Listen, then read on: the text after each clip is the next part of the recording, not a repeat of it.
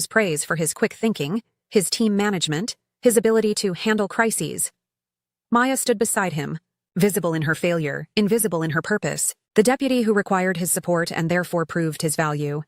"Walk with me," Julian said, when the room had emptied. Not a request. They walked to his office. The corner suite with the river view she never had time to walk beside, the space that demonstrated his elevation through its square footage, its window, its door that closed with a weight that signaled importance. "Your system issues," he said when they were alone. "They're becoming visible. I know. I'm sorry. It is incompetent." Julian sat behind his desk, the geometry of power that required her to stand or to sit in the smaller chair, the visitor's position. "I need you reliable, Maya. The audit is in 12 days. The Golden Project requires—" "I understand." She sat in the visitor's chair, accepting the position, performing the deference that made him comfortable. "I've been thinking, maybe I should work from your spare laptop, until IT resolves the issues. That way everything stays accessible to you." Julian's eyes evaluated the calculations she had learned to endure, the assessment of whether her suggestion served his interests or concealed her own. "That's not standard protocol. Neither is my system crashing in executive meetings." She allowed frustration into her voice, the appropriate emotion of a person whose competence was being undermined by forces outside her control. "I just need to finish the project, Julian. I need to make sure nothing interferes with your success," the appeal to his interests, the redirection of her need toward his ambition, the architecture of manipulation that she had learned from him, now directed at him. He nodded. "I'll have my assistant bring you the spare. But Maya—" He leaned forward, the gesture of intimacy that he used when establishing control. "No more crashes. No more interruptions. I need this to be perfect." "Of course." She stood, returned to her office, waited for the laptop to arrive. It came at 2 p.m., a machine identical to his primary device, logged into his accounts, connected to his cloud, carrying his digital scent through every file and folder and browser history. She opened it in her office alone and began to work, not on the Golden Project. On the Ghost. The Ghost was Julian as he would appear to investigators, methodical, paranoid, documenting everything. She built him from the files she had planted, the accidental saves, the drafts he had never written but that existed in his sent folder with timestamps she had carefully constructed. She built his calendar, entries for meetings with Meridian Consulting on dates when he told the CEO he was at medical appointments. She built his email, chains with Apex Solutions discussing alternative payment structures in language that suggested knowledge without requiring explicit confession. She built his browser history, searches for audit evasion, shell company formation, jurisdictions without extradition. The Ghost was more careful than the real Julian, more thorough, more obviously criminal. The investigators would find him and believe they had found the truth, a man who had his fraud meticulously, who had documented his own crimes, who had been caught by his own paranoia. The real Julian was sloppy, lazy, confident that his charm and his position would protect him from scrutiny. The Ghost would correct this impression. The Ghost would provide the evidence that charm could not explain away. Maya worked until midnight. She saved everything to his cloud, his accounts, his digital spaces. She ensured the metadata was consistent, the timestamps plausible, the patterns recognizable to forensic analysis. Then she returned to the Golden Project. The visible work. The architecture that would survive audit and demonstrate her competence and establish her as the deputy who had executed her mentor's vision with flawless precision. She slept on her office pillow. She woke to the building's morning sounds. She showered, dressed, returned to her desk, and she waited. The IT director's assistant was named David, 23 years old, recently graduated, occupying a position that required him to understand systems he had not designed and could not fully control. Maya found him in the break room at 4:30 p.m., the time when the burnt coffee had accumulated enough residue to be undrinkable, when the young employees gathered to complain about their superiors. "Your boss's security protocols," she said, joining his table without invitation, carrying her own cup of tea she had brewed in her office. "They're ancient, aren't they?" David looked at her, surprised to be addressed by someone with her title, her visibility, her apparent importance. "They're established, enterprise grade." Enterprise grade means outdated. She sipped her tea, the gesture of a person who had time to prepare proper beverages, who was not subject to the break room's failures. "I was thinking, with the audit approaching, shouldn't we stress test the system? Make sure there are no vulnerabilities?" "Stress testing requires authorization." Julian authorized it. The lie emerged smoothly, her voice steady, her face arranged in the expression of casual confidence that made assertions sound like facts. "He's concerned about the guest Wi-Fi usage. Unsecured access points? That kind of thing." David's face shifted.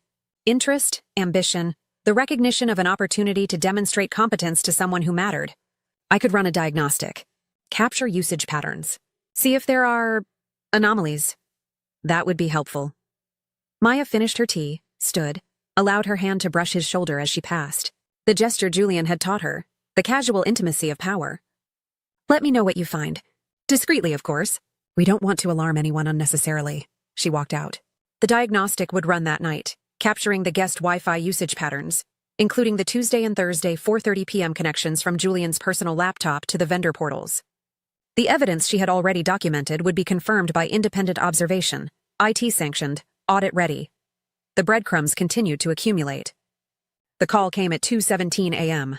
Maya was awake, working, her office dark except for the screen's glow. She recognized the number, the personal cell Julian used for calls he did not want logged on company systems. Maya. His voice was wrong. The register too high, the pacing too fast, the performance of calm that had cracked. Someone accessed the Meridian files.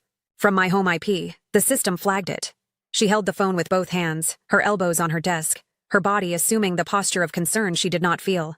Your home IP? Julian, do you use a VPN? Of course I use it, he stopped. The silence of a person realizing they had been caught in a lie they had not prepared. Sometimes. Not always. Have you let anyone use your laptop? Family? Your nephew's school project, maybe? Your wife's online shopping? The suggestions emerged smoothly, the excuses she was offering him, the lies he could adopt to explain what she had done. She listened to him breathe, listened to him calculate, listened to him seize the explanations she had provided. The nephew, he said finally. Yes, he's been working on a project. Research. I told him not to. You need to be more careful. She allowed alarm into her voice, the appropriate concern of a deputy protecting her mentor from his own carelessness. If IT sees patterns, if the audit team connects your home IP to the vendor portals, I know. His breathing was audible, the sound of a man who had believed himself protected by his position and was discovering that protection had limits. Can you fix it? The flag. Can you make it disappear? I can fix the flag. She paused, allowing the weight of the moment to accumulate. But Julian, you need to understand. If there are other patterns, other connections, I can't protect you from everything if you're not protecting yourself. The implication landed. She was his defense, his infrastructure, his architecture of survival. He needed her more than she needed him. The reversal was complete, though he did not recognize it yet. Thank you, he said. The words of a man who had received something he had not earned, and knew he would need to repay. I knew I could trust you, she ended the call. She sat in her dark office, the screen's glow illuminating her face, and felt the power of the position she had constructed. He was now actively hiding his own suspicious activity from internal review. Activity she had manufactured, evidence she had planted, patterns she had created. The ghost was becoming real. The breadcrumbs were becoming a trail, and Julian was following it, believing he was covering his tracks, actually confirming his guilt with every step.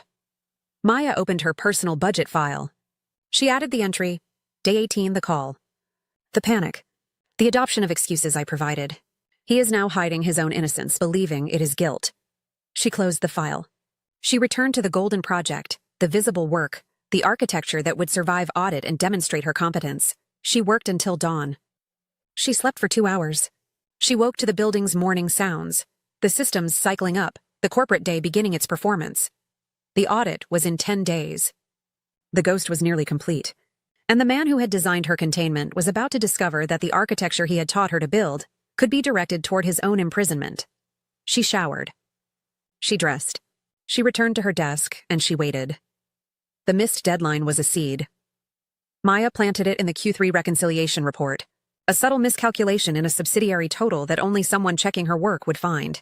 She submitted it at 4:47 p.m. on a Thursday, late enough to seem rushed, early enough to seem careless rather than malicious. Julian found it. Of course he did. He had begun auditing her, searching for leverage, preparing the scapegoat architecture he would need when the audit arrived. She watched him discover the error through the glass wall of his office, his posture straightening, his hand reaching for his phone, the small performance of triumph that played across his face before he remembered to conceal it. He called her in. Closed the door, arranged his features into disappointment, into betrayal, into the sadness of a mentor who had given someone a chance and been burned. Maya. He slid the report across his desk, his finger tapping the error. This is significant. The subsidiary total is wrong. The entire reconciliation is compromised. She looked at the number. She had memorized it. The specific digit she had altered. The seed that would grow into his destruction. I'm sorry. I've been overwhelmed. The Golden Project, the hours I must have overwhelmed.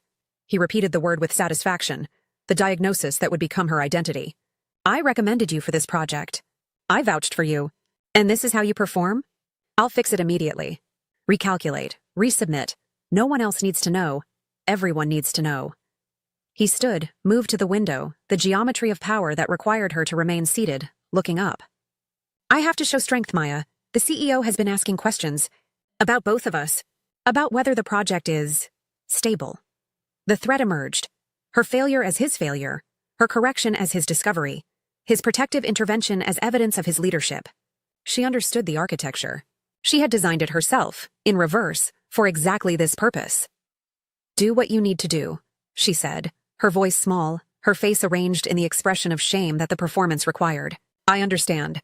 I deserve whatever consequences. He turned. His face showed the satisfaction he tried to mask as regret. I'll handle it. I'll present the correction in the steering committee. Additional oversight for your work. Not punishment, protection. I'm protecting you, Maya, from yourself.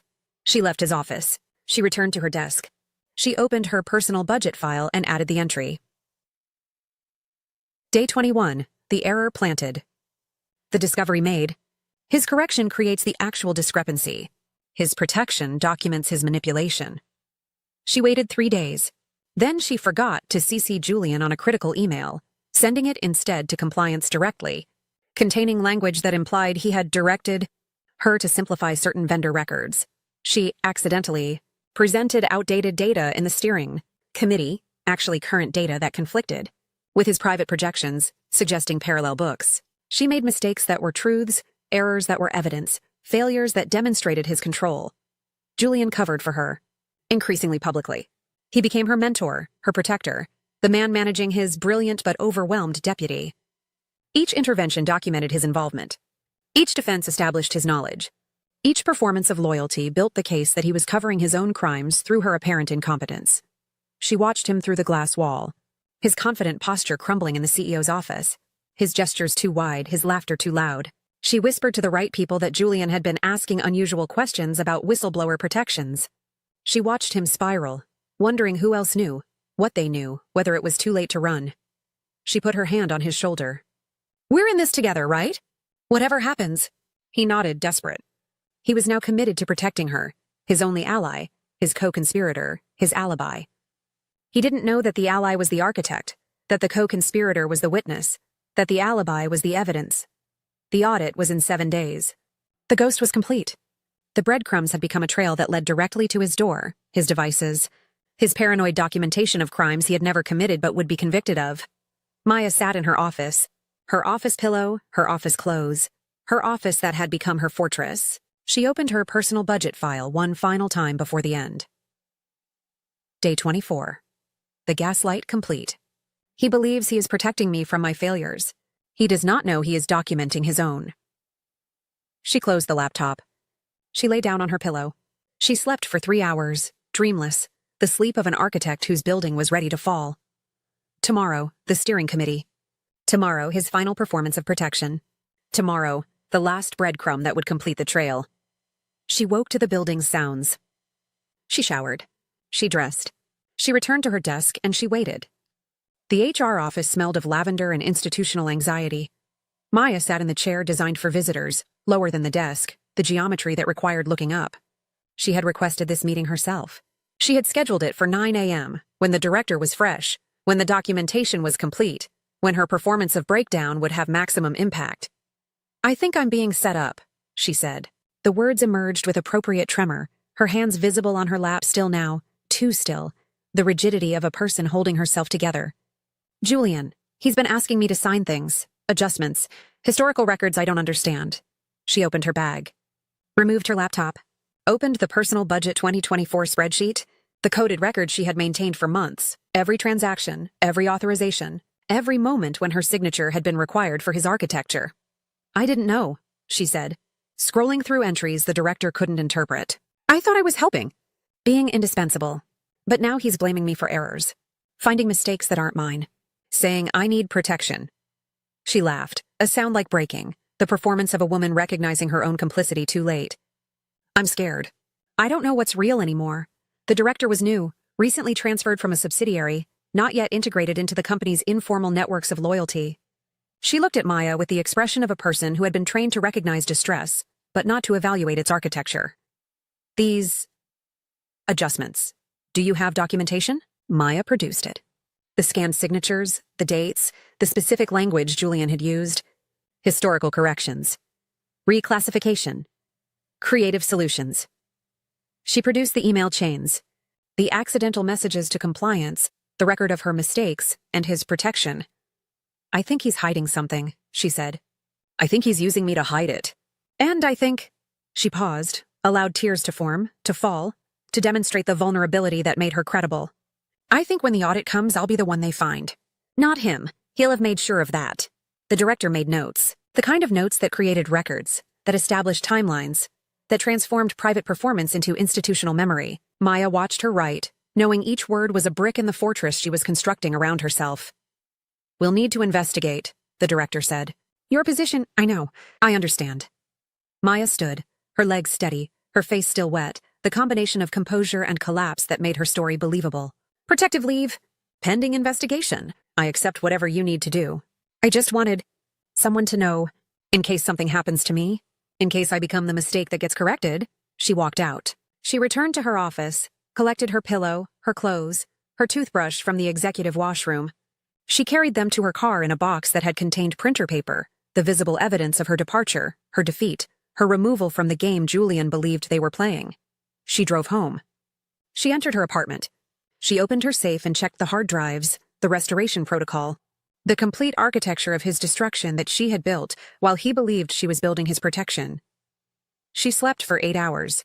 The first full sleep in months, the sleep of a person who had finally moved her most valuable piece into position. Julian called at 2 p.m. She let it ring. He called again at 4. She answered, her voice thick with the sleep she had allowed herself. The performance of a person removed from urgency, from access, from the architecture that had defined her. Maya. Thank God. They told me. Protective leave? This is insane. I'll fix it. I'll talk to them. Julian. She made her voice small, broken, the deputy who had finally recognized her mentor's true nature. I told them. What you asked me to sign? The historical adjustments. I was scared. I'm sorry. I didn't know what else to do. The silence. The calculation. The moment when he understood that his alibi had become his accuser, his protection had become his exposure, his indispensable deputy had positioned herself beyond his reach. You told them. Not a question. The statement of a man recognizing the architecture too late. I had to. They're going to investigate. The audit... She paused, allowed hope to enter her voice. The cruel gift of a possibility she knew did not exist. Maybe if you explained, if you told them the truth about the accounts, Meridian, Apex, maybe they would understand that I was just following directions. That I didn't know. Don't. His voice sharp, the edge that appeared when control was threatened. Don't say those names. Don't say anything else. To anyone. Then what should I do? Wait, I'll handle this. He stopped. The silence of a man whose strategies had exhausted themselves, whose charm had reached its limits, whose architecture was collapsing around him. Just wait, she ended the call. She opened her laptop. She began the final preparation of the boardroom presentation, the restoration protocol, the trigger sequence that would execute in 4.7 seconds and transform everything Julian believed he controlled into evidence of his guilt. She was on protective leave. She could not be fired without cause. All communication with her was now documented. Her paranoia about Julian was an official record. She had moved from the board to the sidelines, from visible player to protected witness, from the architecture that held his weight to the architect who had designed its demolition. The audit was in 5 days. The Golden Project was on schedule. Julian was alone with his panic, his collapsing strategies, his desperate belief that he could still control what she had already set in motion. Maya ordered takeout. She ate at her kitchen table, not her desk. She watched the sunset through a window she had never had time to notice, the colors that existed beyond the office's fluorescent hum. She was free. She was dangerous. She was waiting, and the structure was about to fall. The office didn't recognize her. Maya walked through the lobby at 8:15 a.m., 3 weeks after her protective leave, and felt the building's indifference. The security guard who had once nodded now required her badge, her verification, her re-entry into a system that had continued without her. The elevator remembered her floor, but not her priority. She waited with junior analysts, with temps, with people who had never killed themselves for this company's future. She had been rehabilitated. HR's word, delivered in a letter with no return address, no signature, only the corporate letterhead and the single line. Investigation concluded. Insufficient evidence of wrongdoing. Return to duty pending assignment. Julian had arranged it. She knew this without knowing how. His influence reaching through channels she couldn't trace. His need for her restoration matching her own need for access. He had won her back. He believed this. He believed she was grateful, loyal, rescued from the consequences of her mistake in going to HR. She let him believe. The Golden Project had continued without her. The final presentation was scheduled for Thursday, 3 days away, the shareholder meeting where Julian would claim his promotion, his victory, his architecture of success. He had assigned her the AV controls, just an operator, invisible, unthreatening, the deputy restored to her proper position beneath his visibility. She accepted. She smiled. She performed the gratitude of a person who had learned her lesson, who understood her place, who would not again mistake protection for exploitation. And she prepared. The 3 weeks of leave had been her most productive period. She had become invisible in ways the office had never allowed. She knew the building's security blind spots now. The camera that failed to record between 2:17 and 2:23 a.m. The stairwell where motion sensors didn't reach. The loading dock where deliveries created temporary darkness. She knew the AV tech's schedule, his smoking breaks, his password written on a post-it inside his equipment case. She knew the CEO's assistant's password, overheard during a coffee run, never written down, stored only in the architecture of her memory. She rebuilt the presentation deck. Technically Julian's work, his name on every slide, his photo in the opening sequence, his voice in the embedded video welcome. But she was the only one who understood the new system architecture. She had built it after all. The parallel records, the hidden folders, the restoration protocol embedded in the file itself. The trigger sequence, slide 14, back to slide 7, forward to slide 22. She had tested it 17 times on her home system, her air-gapped laptop, the machine that contained no company data except what she had deliberately placed there. The restoration protocol executed in 4.7 seconds. The clean presentation replaced by the complete record, vendor accounts, transaction histories, IP logs, the $2.3 million, the metadata, the ghost she had constructed from Julian's accidents, his protection, his paranoid documentation of crimes he had never committed but would be convicted of. She had a failsafe. A phone call scheduled to her own device at 11:47 a.m., exactly 30 days after she had found the first fake account, the moment when this architecture had begun. If anything went wrong, if Julian sensed what she had built, if the trigger failed to execute, she would walk out. She would call the SEC. She would become the whistleblower rather than the architect of his destruction. But she preferred the architecture. She preferred the 4.7 seconds when the screen would split, when the room would go silent, when Julian would turn to her and find her standing, remote in hand, advancing through his crimes while he stammered, and the CEO stared, and the board members took photos. She preferred the poetry of it. The symmetry. The man who had taught her to build invisible structures, destroyed by the invisible structure she had built around him. She met Celine at noon on Tuesday. Accidentally, the same restaurant where Julian had toasted her 3 years ago, the white tablecloths, the wrong forks. Celine was thinner now, the coat she wore less expensive, the insurance and dry cleaning no longer automatic concerns. The divorce was proceeding. She had found a lawyer who specialized in complex asset tracing, a phrase that had made Julian pale when he heard it. "He's hiding money," Celine said, not asking, stating. "More than I knew. More than the investment property.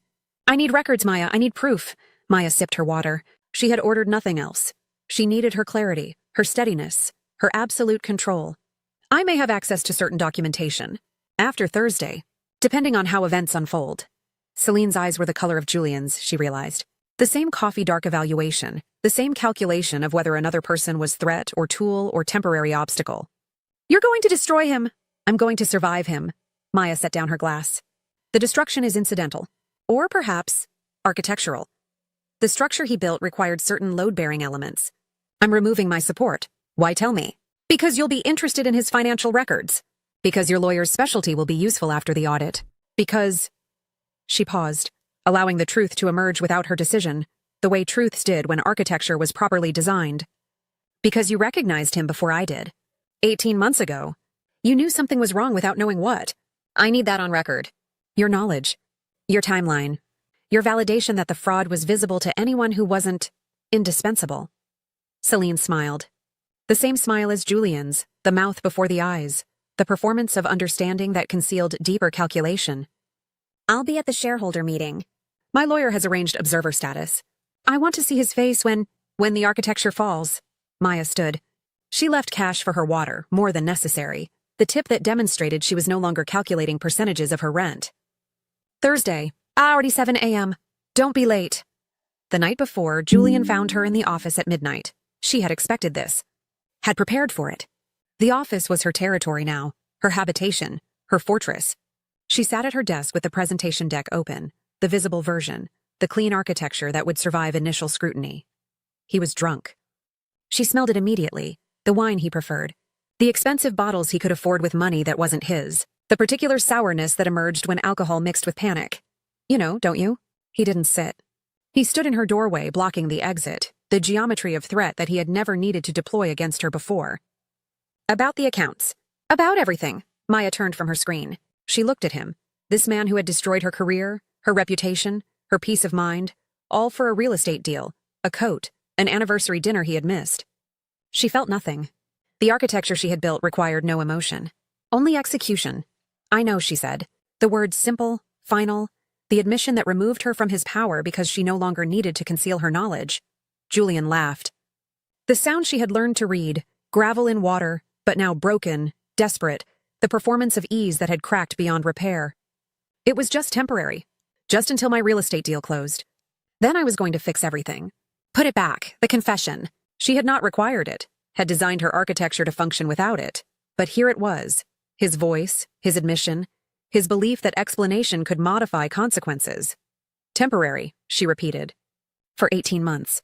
For $2.3 million, for the investment property and the water damage and the mold remediation that didn't exist. I was going to fix it, he said again. The repetition of a person who had convinced himself that intention mattered more than action, that plans were equivalent to execution. I know, she said again. And then, but tomorrow you're going to fix it in front of everyone. He didn't understand. She watched his face shift through expressions, relief that she was offering absolution, confusion at her phrasing, the slow dawning that her knowledge was not his protection, but his exposure. What do you mean? The shareholder meeting. The Golden Project. Your moment. She stood, moved past him through the doorway he had blocked, the geometry reversed now, her path clear because she had never needed his permission.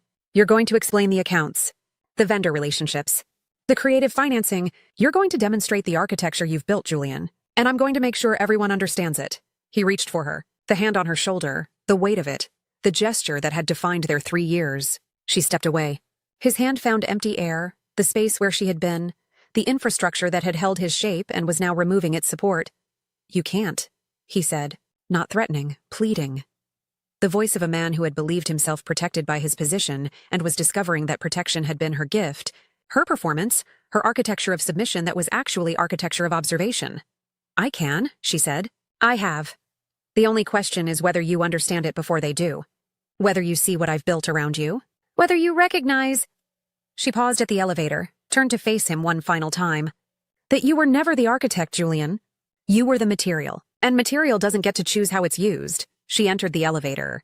The doors closed on his face, the expression she would remember, not anger, not fear, but the blankness of a system that had encountered an error it hadn't been programmed to handle. She rode to the lobby. She walked out into the night, the city cold around her. The building that had contained her for 3 years, now just another structure she understood better than it understood itself. She had not slept. She would not sleep. She would return at dawn, prepare the AV controls, test the trigger sequence one final time, and wait for 11:47 a.m. The architecture was complete. The restoration protocol was ready. The man who had designed her containment was about to discover that the only real architecture was the one that could be directed toward demolition. Maya walked home. She did not look back. The observation room smelled of recycled breath and expensive wool. Maya sat in the AV control booth, separated from the main conference room by a wall of glass that was technically transparent, but functionally one way. She could see them. They could see only their own reflections if they bothered to look. The board members had arranged themselves in the observation room like theater critics at a preview, close enough to evaluate, distant enough to disclaim. She had arrived at 6 a.m. The building was empty. The systems at minimum load, the hum of electricity without the hum of human presence. She had tested the trigger sequence 3 times, then 3 more. Then once more at 8:30 when the AV tech arrived and she needed to demonstrate competence without demonstrating expertise. "You're new," the tech had said, checking her credentials, her clearance, her authorization signed by Julian himself. "Temporary assignment," she had replied. "Mr. Reed's deputy." The tech had nodded, recognizing the hierarchy, the invisible architecture that placed her beneath Julian's visibility. He had shown her the basics: sound levels, display switching, the manual override that she already knew better than he did. Then he had left for his smoking break, his password visible on the post-it inside his equipment case, his trust in corporate security complete and exploitable. Maya sat with her hands on the controls. The conference room filled gradually. Project managers, technical leads, the compliance officers who had questioned her during her paranoia, now nodding at Julian as he arranged himself at the head of the table. The CEO entered last, the timing calculated, the entrance that required the room to adjust itself around his presence. Julian wore his new suit, the one she had noticed at the Golden Project announcement, the subtle statement of elevation. He had aged in the 3 weeks of her absence. She saw this now, the skin around his eyes, the tension in his jaw, the cost of maintaining performance while suspecting collapse. He had not slept. She knew the signs. She had invented them. "Maya." His voice through the intercom, the system she controlled. "We're ready to begin." She pressed the button that connected her voice to the room. "Ready when you are, Mr. Reed." The formality was new. She had never called him Mr. Reed in 3 years. Always Julian, the intimacy he had manufactured and she had performed. The distance in her voice now was itself a communication, a signal that the architecture had changed, that she was no longer material to be poured into his molds. He heard it. She saw him hear it, the micropause, the adjustment, the decision to proceed as if nothing had shifted. "The Golden Project," he began, his voice carrying the confidence that had always been his primary tool. "The architecture of our financial future."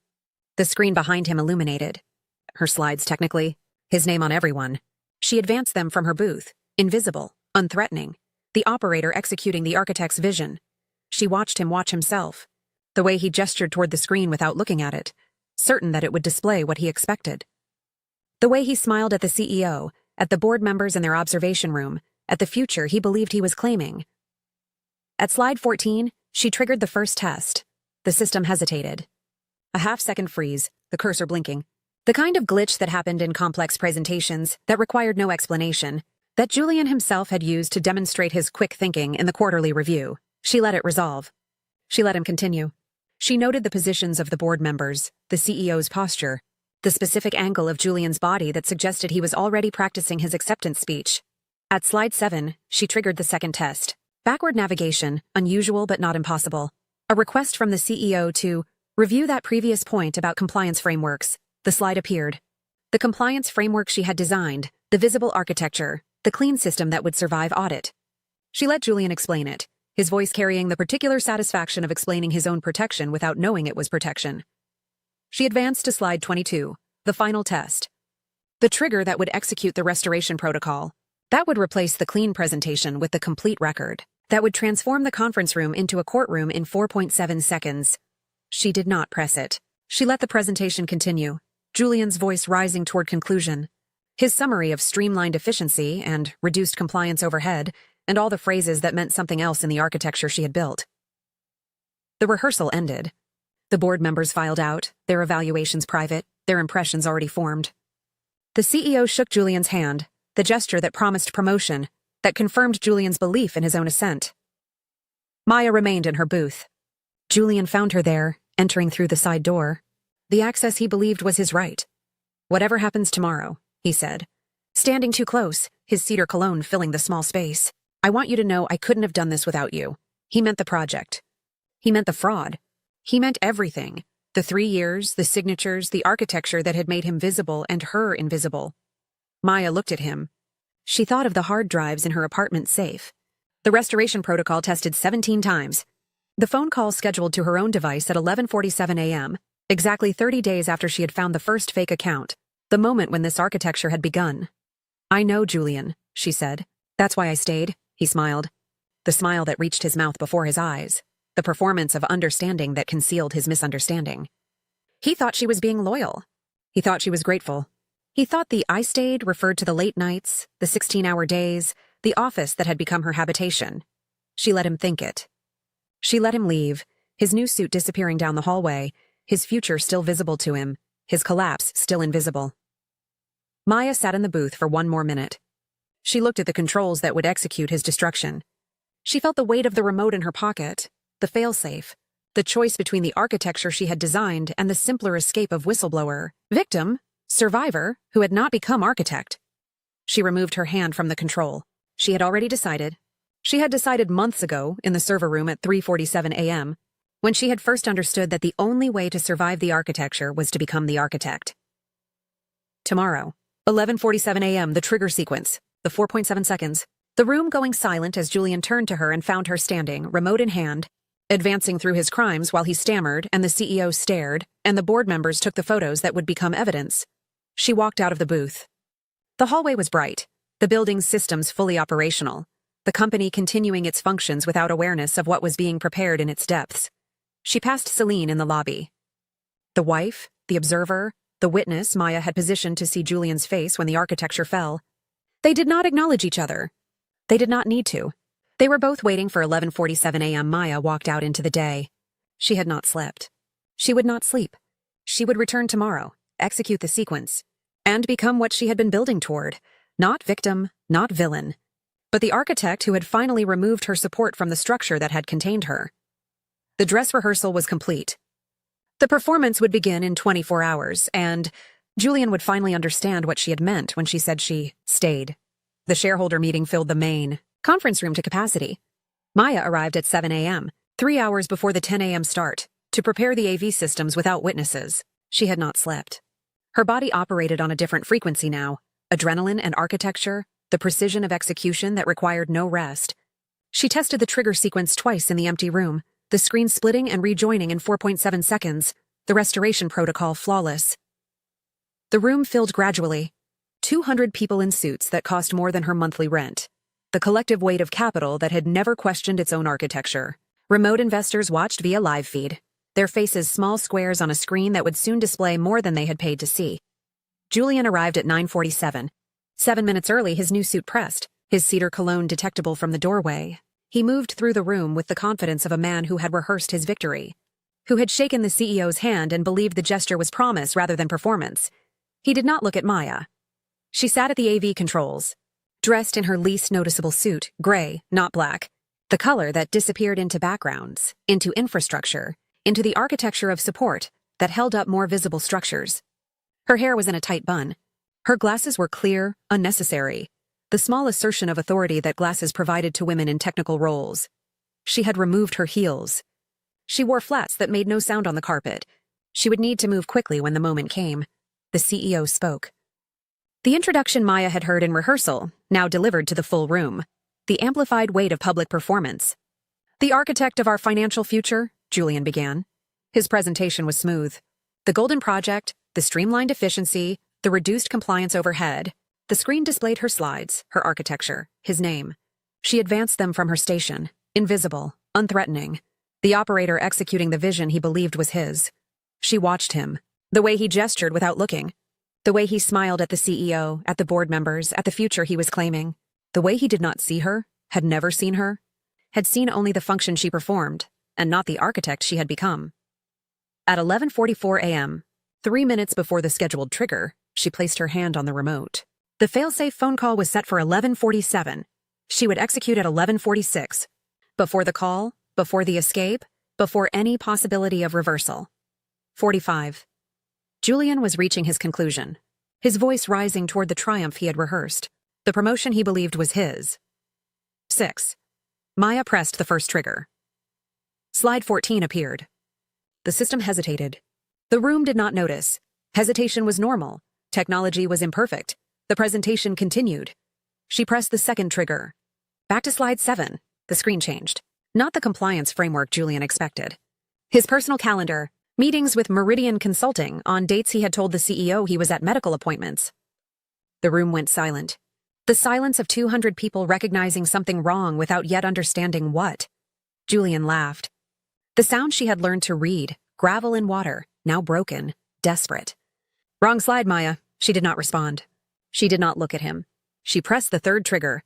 Forward to slide 22. The restoration protocol executed. 4.7 seconds. The screen split. Left side, Julian's presentation, frozen on his face, his mouth open, his performance interrupted. Right side, the restored data. Vendor accounts, transaction histories, IP logs, the 2.3 million, the metadata tracing to his home.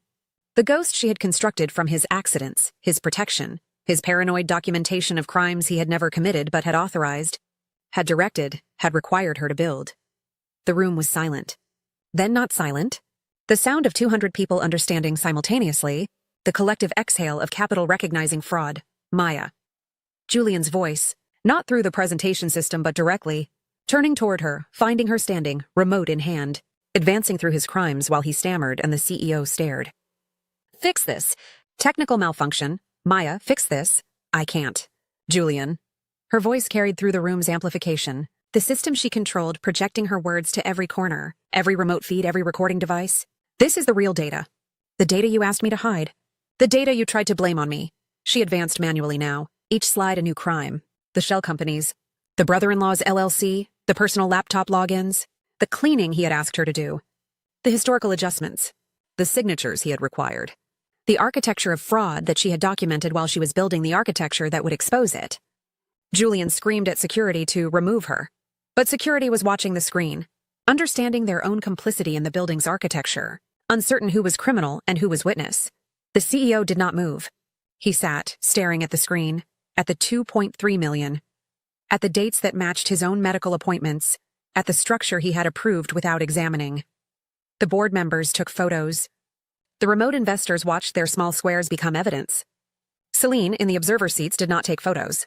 She watched Julian's face, the expression Maya had promised her, the blankness of a system encountering an error it hadn't been programmed to handle. Maya stepped back from the controls. She had completed the sequence. The restoration protocol had executed. The architecture had fallen. Julian lunged for the AV controls. He had never touched them in 3 years, had always required her to operate, to execute, to make visible what he designed. His hands found the wrong buttons, the wrong sequences, the wrong architecture. He could not stop what she had built. She stepped back further. The room's attention had shifted completely. 200 people watching Julian's panic, his desperation, his collapse. She was no longer visible.